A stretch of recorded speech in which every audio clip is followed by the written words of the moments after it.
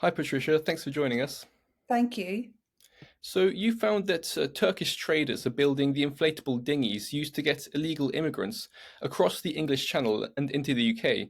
So, what did you discover and how did you discover this?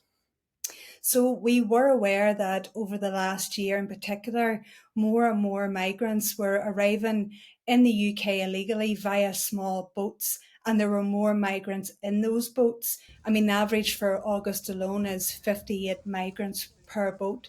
So, it was clear that the boats were getting bigger and that possibly someone is manufacturing these boats for the actual purpose of people smuggling.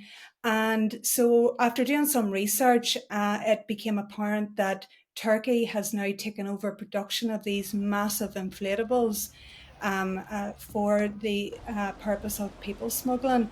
And really, it wasn't too hard to find some of these boats being sold on Facebook, for example, by legitimate companies.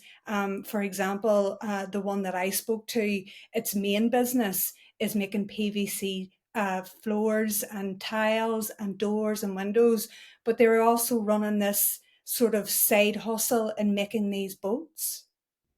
And as for the boats, how much do they cost and how quickly could a smuggler get one after they've ordered one? Well, I mean, it's relatively easy for them to order these boats, and it's actually shocking how quickly they can turn around making these boats. And so I posed undercover, pretending to be a smuggler, and I spoke to one company in Turkey, and I made it clear why I needed the boat, that I needed it as big as possible, and I wanted to put 50 people on it, and there was no questioning of why I was doing it. Not even that's unsafe, though I was told that it could only safely hold 20 people.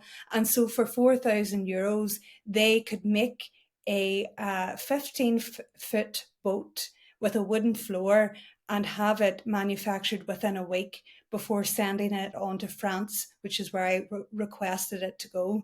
And they also included a foot pump. They were able to tell me that this boat can be inflated within half an hour.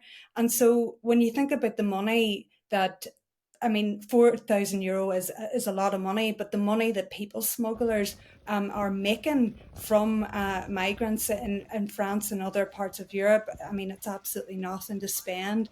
And I'd even heard reports that these boats, if they do safely get onto the UK, and some of these people smugglers who are driving them can get the migrants dropped off, they'll take the boat back to France to reuse it again.